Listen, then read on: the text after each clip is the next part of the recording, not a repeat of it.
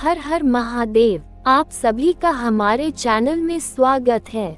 क्या आप भगवान में विश्वास करते हो? अगर करते हो तो इस कहानी को अंत तक जरूर सुने। यदि आप ये कहानी अंत तक ध्यान से सुनेंगे तो आपकी श्रद्धा और विश्वास ईश्वर पर सदैव ही बना रहेगा।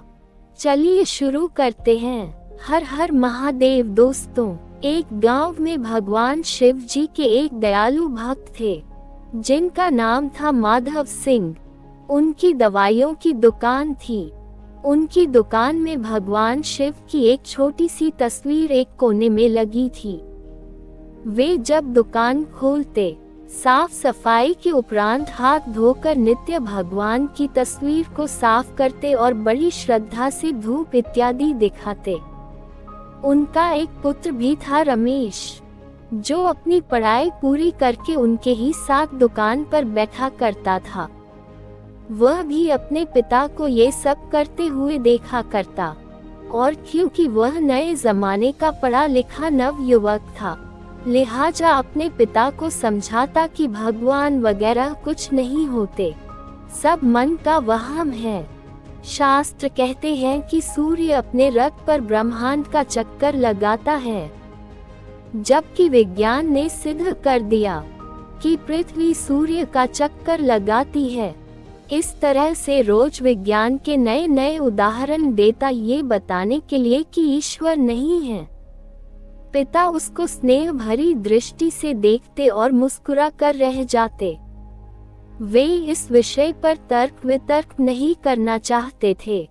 समय बीतता गया, पिता बूढ़े हो गए थे। शायद वे जान गए थे कि अब उनका अंत समय निकट ही आ गया है। अतः एक दिन अपने बेटे से कहा, बेटा, तुम ईश्वर को मानो या मत मानो, मेरे लिए यही बहुत है कि तुम एक मेहनती, दयालु और सच्चे इंसान हो। परंतु क्या तुम मेरा एक कहना मानोगे? बेटे ने कहा, कहिए ना पिताजी, जरूर मानूंगा। पिता ने कहा, बेटा, मेरे जाने के बाद एक तो तुम दुकान में रोज भगवान की इस तस्वीर को साफ करना, और दूसरा, यदि कभी किसी परेशानी में फंस जाओ तो हाथ जोड़कर भोलेनाथ से अपनी समस्या कह देना। बस मेरा इतना कहना मान लेना। पुत्र ने स्वीकृति भर दी। कुछ ही दिनों के बाद पिता का देहांत हो गया। समय गुजरता रहा। एक दिन बहुत तेज बारिश पड़ रही थी। रमेश दुकान में दिन भर बैठा रहा और ग्राहकी भी कम हुई। ऊपर से बिजली भी बहुत परेशान कर रही थी। तभी अचानक एक लड़का भीगता हुआ तेजी से आया और बोला, भैया, ये दवाई चाहिए, मेरी माँ बहुत बीमार है। डॉक्टर ने कहा, ये दवा तुरंत ही 4 चम्मच यदि पिला दी जाए तो ही माँ बच पाएगी। क्या ये दवाएं आपके पास है? रमेश ने पर्चा देखकर तुरंत कहा, हाँ, ये है।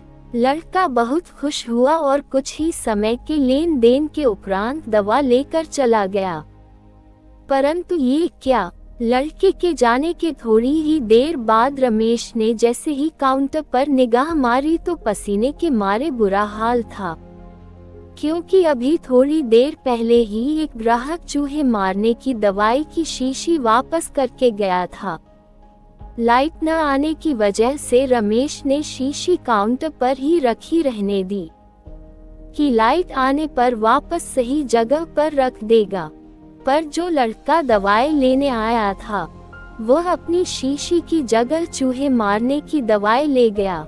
क्योंकि लड़का पढ़ा लिखा भी नहीं था, इसलिए उसने दवाई का नाम नहीं देखा। हे भगवान! अचानक ही राकेश के मुंह से निकला, ये तो अनर्थ हो गया। तभी उसे अपने पिता की बात याद आई और वह तुरंत हाथ जोड़कर भगवान भोलेनाथ की तस्वीर के आगे दुखी मन से प्रार्थना करने लगा कि हे प्रभु, पिताजी हमेशा कहते थे कि आप हैं। यदि आप सचमुच है तो आज ये अनहोनी होने से बचा लो।